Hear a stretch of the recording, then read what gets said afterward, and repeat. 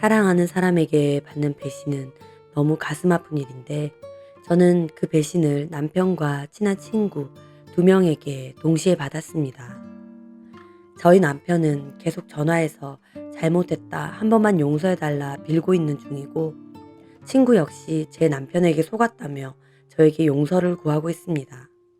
하지만 저는 둘 다 꼴보기 싫고 상종도 하기 싫어 일체 아무런 답을 하고 있지 않습니다. 앞으로도 그럴 거고요. 그리고 그 두 사람은 제가 내린 처분을 받아야겠죠. 이제 칼자루는 제가 쥐었으니까요. 너무 사랑했던 한 남자와 제가 정말 아끼고 뭐든지 해주고 싶었던 제 친구. 그 두 사람은 저에게 씻을 수 없는 상처를 안겼습니다. 친구의 이름은 혜란인데 고등학교 때부터 같은 반이었어요.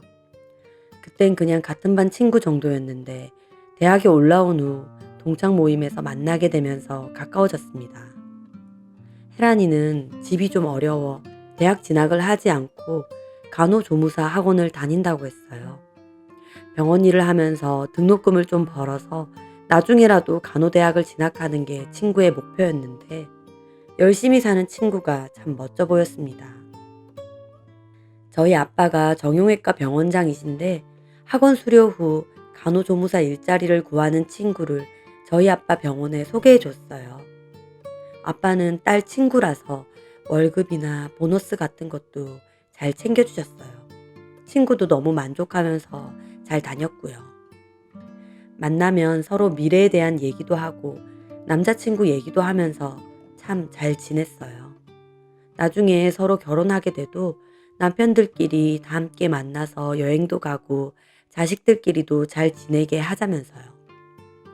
그렇게 시간이 지나고 저는 아빠의 소개로 지금의 남편을 만나게 됐습니다. 아빠네 병원에서 페이닥터로 일하는 남자였어요. 인물도 멀끔하고 성격도 시원시원하고 무엇보다 저한테 너무 헌신적으로 잘했어요.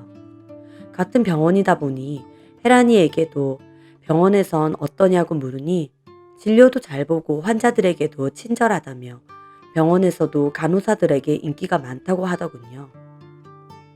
그리곤 저보고 두 사람 너무 잘 어울린다고 축하한다고 하더라고요. 그렇게 남편과의 1년 정도 연애 끝에 결혼을 하게 됐어요. 결혼 생활은 행복했습니다. 아기를 갖고 싶어 하던 일까지 접고 임신 준비를 했었어요. 그리고 그때쯤 혜란이에게도 남자친구가 생긴 것 같았습니다. 인스타그램에 남자친구와 놀러간 사진을 많이 올리더라고요. 좋은 곳도 많이 가고 여행도 종종 간 듯 했습니다. 그런데 사진만 보면 남자친구의 얼굴은 하나도 없고 다 자기 사진만 있거나 아니면 남자는 어깨 정도만 나온 사진만 있는 거예요. 그래서 제가 전화해서 물어봤죠. 혜란아, 너 남자친구 생겼지? 왜 나한테 말 안 해? 아, 어떻게 알았어? 어떻게 알긴 인스타에 그렇게 사진을 올리면서 모를 수 있어? 누군데? 남자친구 얼굴 사진은 하나도 없던데? 아, 그 사람이 그런 거 쑥스러워해서.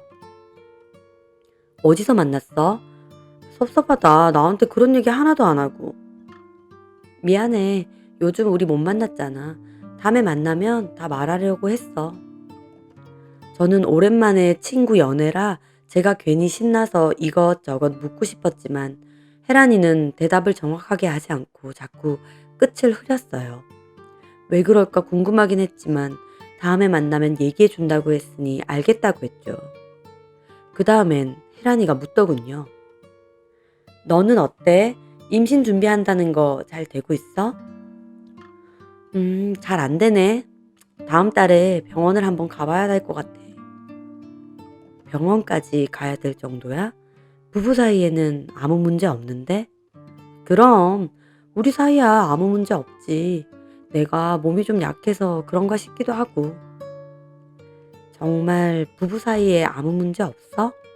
이 선생님도 적극적으로 아기 갖고 싶어 해? 이 선생님은 저의 남편이었습니다. 친구의 이상한 물음에 저는 좀 당황했지만 친구가 그만큼 저를 걱정한다고 생각했어요. 그럼 아기는 나보다 남편이 더 원하지. 아기 얼마나 좋아하는데. 이 선생님이 아기를 더 원한다고? 그럼 잠자리도 자주 해? 얼마나 자주? 저는 아무리 친구라지만 혜란이의 질문이 좀 도를 넘는다는 생각이 들었어요. 그래서 저도 정색하며 물어봤죠. 그런 걸 왜 물어? 아니, 의사면 그런 거 잘 알 텐데 임신이 잘 안 된다는 게 좀 신기해서. 혹시 이 선생님이 원하지 않아서 그런 건 아닐까 싶기도 하고. 혜란이의 말에 저도 기분이 확 상하더라고요. 남편이 아기를 원하지 않아서 그런 거냐니요. 아무리 친한 친구라도 할 말 못할 말이 있는 거잖아요. 저는 바로 따져 물었죠.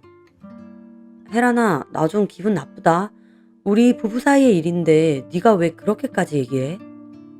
제가 기분 나쁜 티를 내자 혜란이는 급하게 말을 바꿨어요. 아, 미안해.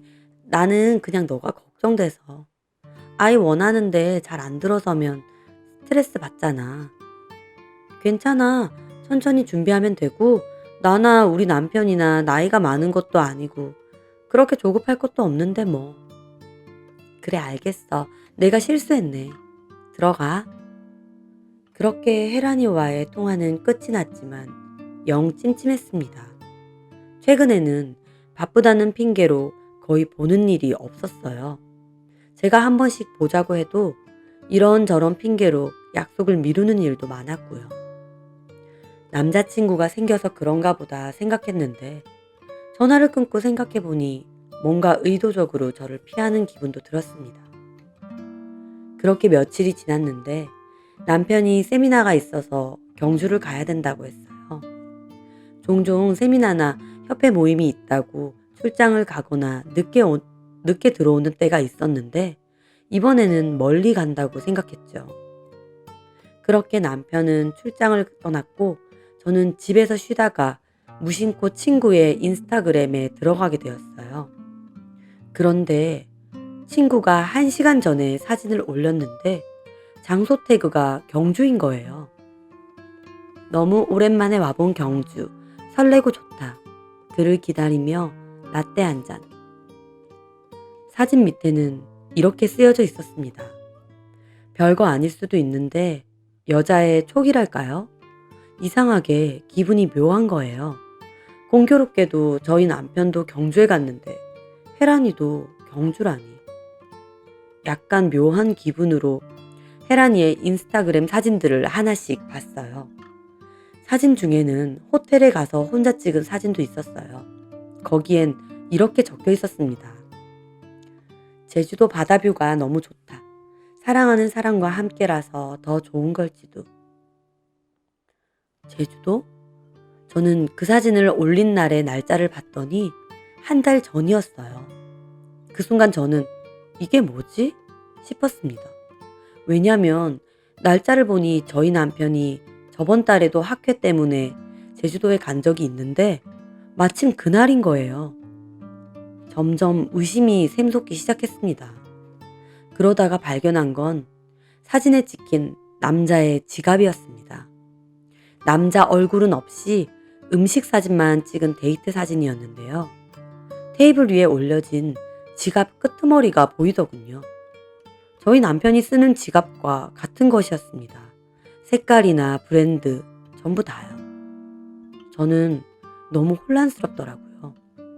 이렇게 우연히 겹칠 수가 있을까 싶었어요. 혹시 두 사람? 설마 그럴 리가. 머릿속이 혼란스러웠습니다. 당장이라도 남편에게 전화를 할까? 아니면 혜란이에게 전화를 할까? 고민했어요. 마음은 전화해서 따져 묻고 싶었지만 한편으로는 섣불리 그런 행동을 하면 안 되겠더라고요.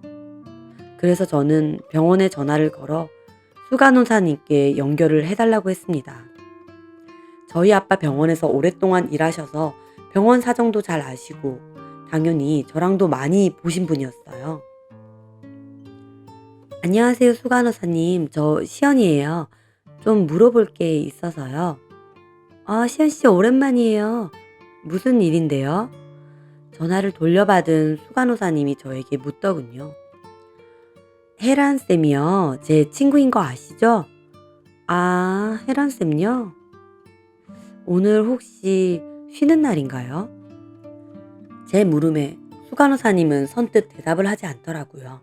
그러더니 저기 시연씨, 지금은 조금 바쁘고 혹시 점심시간에 시간 되면 통화 좀 돼요? 갑자기 그러시는 거예요. 심각한 말투로요. 아, 왜 그러세요? 얘기할 게 있어서요. 지금은 좀 어렵고. 그럼 제가 점심시간 맞춰서 병원으로 갈게요. 아, 그럼 그럴래요? 그때 얘기할게요. 그렇게 전화를 끊고 저는 점심시간에 맞춰 수간호사님과 병원 근처에 밥을 먹으러 갔죠. 결혼 생활은 어때요? 좋아요. 임신 준비 중인데 잘 안 생기네요. 아, 그렇구나. 그런데 수간호사님의 얼굴이 너무 어두워지는 거예요. 저기 무슨 일이신데요? 시연 씨 잘 지내고 있는데 내가 이런 말을 해도 될지 잘 모르겠어요. 그런데 시연 씨는 왜 전화해서 혜란쌤 있는지 물어본 거예요? 혜란 씨한테 바로 전화해도 되잖아요. 수간호사님이 다시 저한테 물어보는 거예요. 아, 연락이 잘 안 돼서요. 정말 그 이유예요? 네? 뭔가 짚히는 게 있어서 저한테 물어보려고 전화한 거 아니고요? 수간호사님은 뭔가를 알고 있는 듯 했습니다. 실은 그냥 혜란이 행동이 요새 좀 이상한 것 같아서요. 수간호사님 혹시 뭔가 알고 계신 게 있으신 거예요? 수간호사님은 잠시 망설이다가 한숨과 함께 얘기를 꺼내셨어요. 저에게 해준 얘기는 정말 경악스러웠습니다. 시연 씨도 어떤 짐작은 하고 있는 것 같으니까 내가 얘기할게요. 남 일에 끼는 거 좋아하진 않지만 원장님 딸이기도 하고 나도 시연 씨 봐온 시간이 있어서 딸 같기도 하고. 얘기하세요. 괜찮아요. 요새 병원에 소문이 좀 돌고 있어요. 혜란쌤이랑 이 선생님이랑 바람 피는 것 같다는. 바람이라니. 저는 그 말에 가슴이 덜컥 내려앉았어요. 여러 가지 정황으로 뭔가 이상하다는 느낌은 있었지만 직접적으로 그 말을 들으니 속이 철렁하더라고요. 바람이요? 그것도 혜란이랑요? 실은 우리 막내쌤이 퇴근하려고 하다가 두 사람이 진료실에서 같이 있는 걸 봤대요. 일 때문에 같이 있었던 거 아니고요. 이 선생님 무릎에 혜란 씨가 앉아 있더라고. 둘이서 껴안고 있더라고. 네? 너무 충격이었습니다. 바람을 피운 것도 놀라운데 병원 진료실에서 그러고 있다니요. 내가 직원들 입단속은 시켰어요. 괜한 소리 말라고. 그러다 원장님 귀에 들어가면 큰일이라고. 그런데 요즘 들어 혜란쌤이 더 과간인 거예요. 이 선생님 휴무일 맞춰서 자기도 꼭 휴무를 쓰는 거예요. 알다시피 이제 혜란쌤이 어느 정도 연차가 되잖아요. 그러니까 자기 마음대로 그렇게 연차를 조정해서 쓰는 거예요. 뭐 들켜도 상관없다는 건지. 그렇게 대놓고 그런 짓을 한다고요? 저는 너무 충격이었습니다. 수간호사님의 말이 사실이라면 들켜도 상관없다는 태도니까요. 내가 한번 혜란쌤한테 돌려 말한 적도 있어요. 요즘 병원에서 불미스러운 소문이 도는데 주의 좀 해줬으면 한다고요. 그런데 오히려 나더러 개인 사생활에 왜 그렇게 참견을 하시냐는 거예요. 나 참. 혜란이가 수간호사님께 그렇게 말했다고요? 네. 시연 씨가 소개해서 우리 병원 꽂아준 데다 보너스니 연차니 솔직히 좀 신경 써줬어요. 집에 일 있다고 하면 며칠이고 다 빼주고. 그게 다 시연 씨 친구라서 그렇게 배려해 준 거잖아요. 그런데 은혜를 원수로 갚아도 유분수지. 어떻게 친구라면서. 저는 머리가 어질어질했습니다. 내 친구가 그것도 우리 아빠 병원에서 내 남편과 그렇게 바람을 피우고 있었다니. 이미 직원들 사이에선 소문이 다 날 정도로요. 제가 너무 충격을 받아 얼굴이 새하얗게 질려 있으니 수 간호사님은 물을 건네시더군요. 시연 씨 괜찮아요? 일단 물 좀 마셔봐요.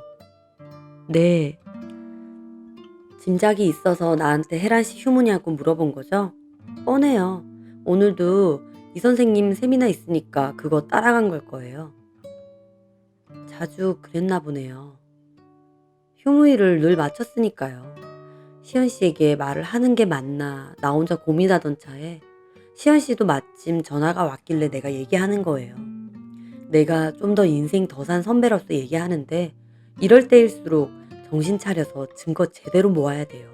알겠죠? 네. 저는 대답은 했지만 두 사람이 바람이 난 것 같다는 말을 듣고부턴 제정신이 아니었습니다. 혜란이의 행동이 조금 이상하다고 생각은 했지만 정말 두 사람이 바람이 난 거라니요. 그렇게 수 간호사님과 헤어지고 어떤 정신으로 집에 왔는지 모르겠어요. 집에 돌아와서 이게 무슨 일인가 몇 시간이나 멍하게 있다가 남편에게 전화를 걸었습니다. 한참 신호가 간 후에 전화를 받더군요. 자기야. 세미나 잘 끝났어? 응, 이제 끝나고 밥 먹으러 가는 길이야. 다른 사람들이랑? 응, 뭐 먹으러 가는데? 경주에 떡갈비가 유명하다고 해서 그거 먹으러 가려고 해. 그렇구나. 그래, 맛있게 먹고. 저는 그렇게 전화를 끊었습니다. 남편의 목소리는 평소와 똑같았어요. 이 남자가 바람을 피운다는 걸 믿을 수가 없었습니다. 하지만 혜란이는 저를 약올리기라도 하듯 두어 시간 후 인스타그램에 사진을 올리더군요.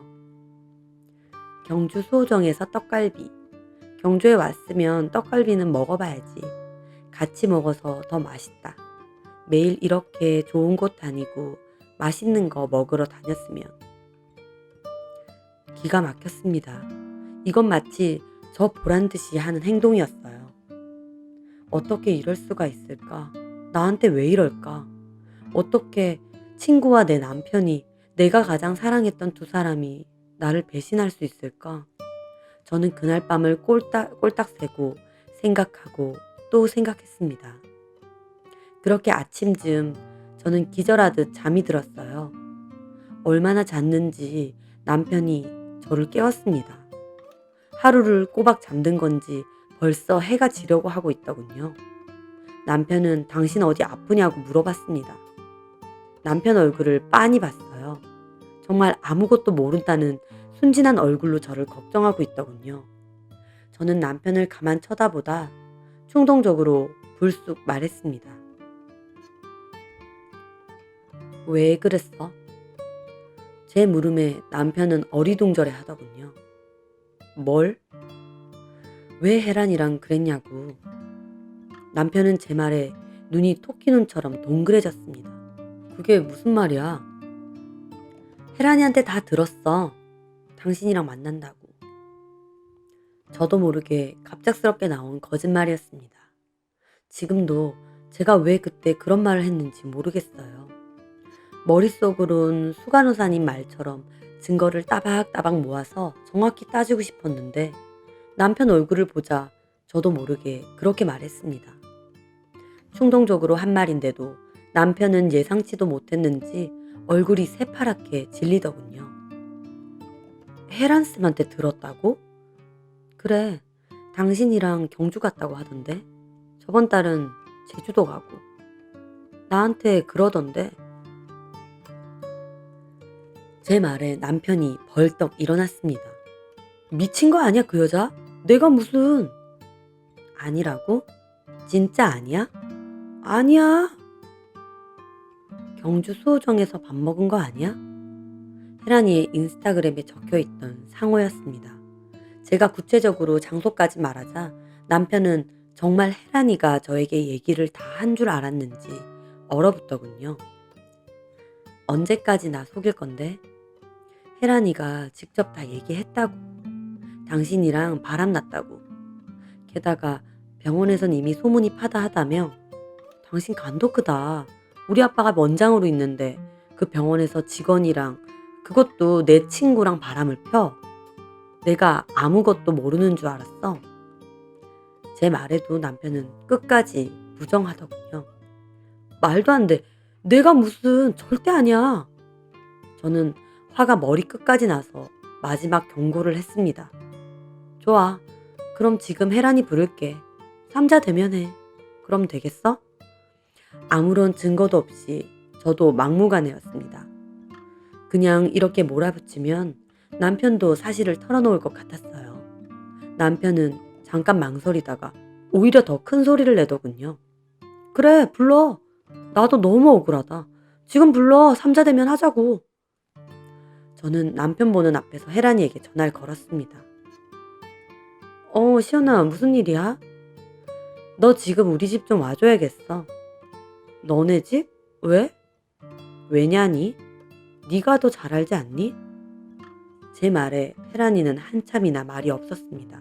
그러더니 혹시 너 알았니? 그러는 겁니다. 혜란이의 말에 저는 한숨을 푹 내쉬었습니다. 어떻게 알았어? 이 선생님이 다 얘기한 거야? 우리 만나는 걸 얘기했다고? 그래, 그러니까 지금 당장 와. 이야기 마무리는 해야 되지 않겠어? 알았어. 저는 전화를 끊고 남편에게 혜란이 지금 온다고 말했습니다. 남편은 자기가 부르자고 해놓고 막상 혜란이가 온다고 하자 안절부절 못하더군요. 그렇게 1시간 정도가 지나고 혜란이가 집으로 왔습니다. 저는 핸드폰 녹음기를 켜두고 두 사람에게 말했습니다. 두 사람 왜 그랬어? 저는 제 말에 갑자기 혜란이도 언제 그랬냐는 듯 시치미를 떼면 어쩌나 싶기도 했지만 혜란이는 마치 이런 순간을 기다렸다는 듯 말하더군요. 너한텐 미안해. 그렇게 됐어. 그런데 혜란이의 말에 남편이 기함을 하는 겁니다.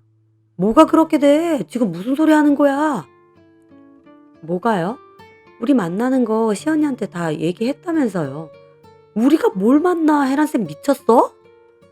남편의 말에 혜란이도 당황하는 듯 보였습니다. 혜란이도 당황한 얼굴로 저와 남편을 번갈아 보더군요. 시연이한테 다 얘기한 거 아니에요? 아니 뭘 얘기하냐고. 왜 이상한 소리 하고 다니냐고. 우리가 무슨 사이라고. 저는 두 사람에게 말했습니다. 둘이 같이 경주 갔다며. 저번 달엔 제주도도 가고. 아니 경주는 혜란쌤도 세미나 같이 들으러 간 거야. 의사들 모이는 학회 세미나에 간호조무사가 왜 따라가는데? 아니 모조로. 당신 작작해. 얘도 다 인정했는데 끝까지 이럴 거야? 아니야, 인정하긴 뭐래. 우리가 무슨 사이라고. 남편은 이번엔 혜란이에게 역정을 냈습니다. 혜란쌤, 직접 말해. 우리 아무 사이도 아니잖아. 남편의 말에도 혜란이는 남편을 노려보더니 불쑥 말하는 거예요. 우리가 왜 아무 사이도 아니에요? 어제도 같이 잤잖아요. 야, 오혜란!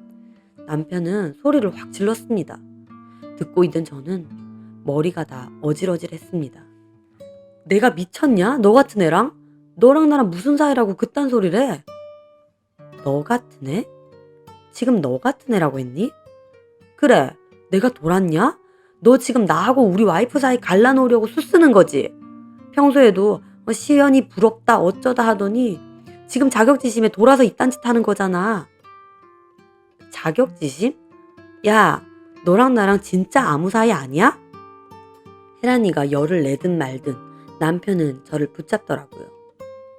여보, 당신 친구 오해란 쟤 미쳤어. 병원에서 소문도 다 제가 퍼뜨린 거야. 나 정말 그런 일 없어. 제가 나한테 지 혼자 이상한 맘 먹고 저러는 거라니까. 나도 미치겠어. 무슨 스토커도 아니고. 날 스토커로 뭐라? 나 좋다며.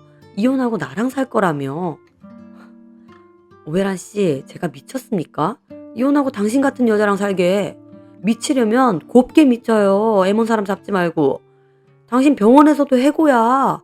당신 같은 여자가 무슨 환자를 돌봐? 당장 나가. 헛소리 그만하고 빨리 나가. 남편은 혜란이의 팔을 붙잡고 밖으로 끌어내려고 했습니다. 혜란이도 남편의 돌변한 태도에 눈이 돌았는지 남편의 뺨을 후려치더군요. 야, 이 개새끼야. 시연이한테도 들켜도 된다며. 이혼하면 그만이라며. 내가 좋다며. 시연이랑 살면 너무 피곤한데 나랑 있으면 너무 편하다며. 와이프한테 들키고 나니까 다 나한테 덤탱이야. 이 비겁한 새끼야. 너 미쳤냐? 어디서 손찌검이야? 야, 이 비겁한 새끼야. 시연이는 병원 때문에 같이 사는 거라며. 네가 병원장 되면 바로 이혼하고 나랑 살고 싶다며. 야, 이게 어디서 말을 지어내. 내가 대가리에 총 맞았어? 네가 뭐라고 내가 너랑 사니까 어쩌니 한다는 거야? 미친 소리 그만하고 나가라고. 두 사람은 옥신각신 개싸움을 벌였습니다.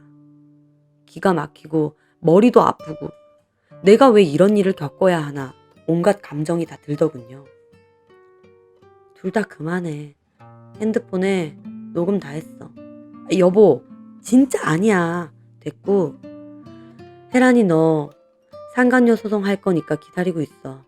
당연히 병원은 해고야.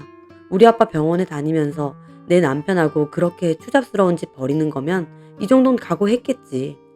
앞으로 이 지역에서 다른 병원 들어가는 것도 그렇게 쉽지는 않을 거다. 그리고 당신은 이혼이야.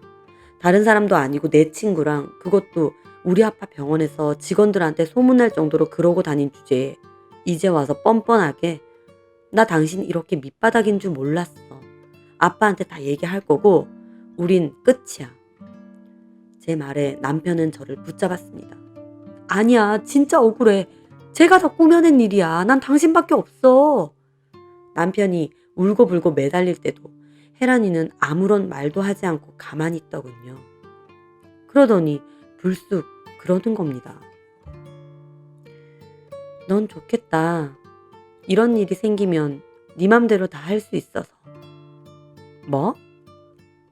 돈 많고 아빠 백도 있고 네가 결정권을 다 갖고 있어서 좋겠다고. 친구 남편이랑 놀아나 놓고 그게 할 소리니? 그래, 네 남편이랑 놀아놨어. 부잣집에 남편까지 잘 만나서 인생 구김살 하나 없는 네가 부러웠어. 부럽고 너무 짜증났어. 나는 대학도 못 가고 아등바등 이러고 사는데 너는 뭔데 그렇게 다 가지고 여유로워? 생각지도 못한 혜란이의 말에 저도 말문이 턱 막혔습니다. 이 친구가 저에게 이런 마음을 갖고 사는 줄은 꿈에도 몰랐습니다. 너 나한테 그런 생각 갖고 있었니? 그래, 그럼 내가 너처럼 마냥 하하호 하는 줄 알았어? 네가 온실 속 공주님처럼 산다고 나도 그런 줄 알았냐고. 아무 노력도 없이 너는 다 가졌잖아. 나도 한번 가져보고 싶었어. 네가 가진 거. 너 자격지심에 아주 눈이 돌았구나. 그래서 멀쩡한 남의 가정 파탄내니 속 시원해? 속 시원해. 너 너무 인생을 평탄하게만 살았어. 이 정도 고난은 있어봐야 되지 않아? 저는 그 말에 소름이 다 돋았습니다. 10년 동안 친하게 지내온 친구가 속으론 이런 마음을 품고 있었다니요. 그 순간은 남편이 바람을 핀 것보다 친구의 말이 더 충격으로 느껴지더군요. 저는 속에서 끓어오르는 분노를 느끼며 물었습니다. 너 진짜 무섭다. 내가 너한테 뭘 잘못했니? 내가 평탄하게 살아서 너한테 피해준 거 있어? 오히려 우리 아빠 병원 소개시켜주고 병원에서도 이런저런 네 사정 다 봐줘서 너 편하게 다녔잖아. 그래놓고 이제 와서 나한테 이래? 내 남편이랑 바람 펴놓고 너 정말 뻔뻔하고 징그럽다. 혜란이는 아무런 말도 하지 않았습니다. 자기 잘못은 하나도 모르는 듯한 저 얼굴. 저는 치가 떨렸습니다. 네 그 멍청한 열등감 때문에 네 인생 더 나락으로 떨어져 봐. 젊은 나이에 상간녀 꼴이 붙었으니 아주 볼만하겠다. 저는 남편에게도 말했습니다. 그리고 당신 말하는 꼴 보니 우리 아빠 병원 탐나서 나랑 결혼했나 본데. 그런데 어쩌지? 나 당신이랑 이혼할 거야. 당연히 우리 아빠가 내년에 당신한테 병원 자리 하나 해준다고 한 것도 취소야. 위자료 준비나 해. 그리고 어차피 재산은 다 내 거인데다 유책 배우자라 당신은 이 집에서 몸만 나가면 돼. 여보, 잘못했어. 저 여자 하는 소리 들었잖아. 미친 여자가 당신한테 눈 돌아서 한 짓에 내가 당한 거라니까. 똑같은 것들끼리 그만해. 그러지 말고 이참에 둘이 살아. 그러면 되겠네. 아주 잘 어울려. 그리고 당장 내 집에서 나가. 경찰 부르기 전에. 아님 우리 아빠도 부르고 어머님도 부를까? 그렇게 혜란이는 집을 나가고 남편은 죽어도 안 나가고 저를 붙잡고 매달리는 통에 어쩔 수 없이 제가 짐을 간단하게 싸들고 밖으로 나왔습니다. 도저히 꼴보기가 싫어서 같은 공간에 있기 싫더군요. 그날은 호텔로 가 생각을 정리하고 다음날 친정으로 가 부모님께 다 말씀드렸습니다. 아빠는 노발대발하며 당장 이혼 준비하라고 하고 남편을 불러다 욕을 하며 병원에서 나가라고 했고요. 남편은 손이 발이 되게 빌었지만 결국 쫓겨났습니다. 그리고 그 후 시어머니는 이 사실을 알고 전화를 하셨어요. 근본도 없는 여우 같은 년이 꼬드겨서 순진한 당신 아들이 넘어갔다며 저보고 한 번만 용서해주라고 하는데 저는 무조건 이혼이라고 통보하고 전화를 끊었습니다. 혜란이는 다음날 바로 짐을 싸서 병원에서 나갔어요. 저한테 사과 한마디 없이 끝까지 뻔뻔했는데 제가 상간소송을 걸었더니 얼마 전 술 먹고 전화가 와서 울고 불고 잘못했다고 빌더군요. 돈도 없고 병원에서도 잘렸는데 3천만 원을 어떻게 주냐고. 변호사 선임할 돈도 없다고. 자기가 잠깐 미쳤었다며 자기를 먼저 꼬신 건 남편이었다고 한 번만 봐달라더군요. 저는 대꾸할 가치도 없어서 그대로 전화를 끊었습니다. 그 친구 말대로 저 인생에 큰 굴곡 없이 온실 속 화초처럼 커온 것도 맞아요. 하지만 이렇게 남편과 친구 두 사람에게 뒤통수를 제대로 맞았네요. 지금 이혼 소송과 상간녀 소송을 동시에 진행 중에 있고 증거가 확실해서 제가 승소할 가능성이 높다더군요. 한편으론 승소해봤자 저는 결국 이혼녀가 되고 친구도 잃게 되었다는 생각에 가슴이 아프고 괴롭더라고요. 왜 나한테 이런 일이 생겼나 싶고요.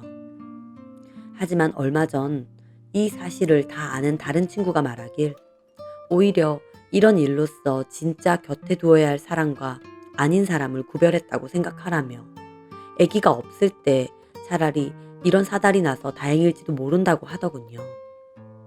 이렇게 배신을 하는 인간이었다면 언제든 그랬을 거라고요. 그 얘기를 들으니 만약 아기가 있었더라면 이렇게 쉽게 해결될 일은 아니었겠구나 싶은 생각도 들었습니다. 상처가 너무 크지만 잘 극복하며 앞으로의 제 인생도 잘 살아보려 합니다. 이 일로 인해 저도 깨달은 게 많습니다. 앞으로 살아가며 이 상처들이 저를 한 번씩 괴롭게 하겠지만 그래도 꿋꿋하게 잘 털어내려 합니다. 누구나 인생에 파란은 있고 저도 그걸 겪은 것 뿐이니까요.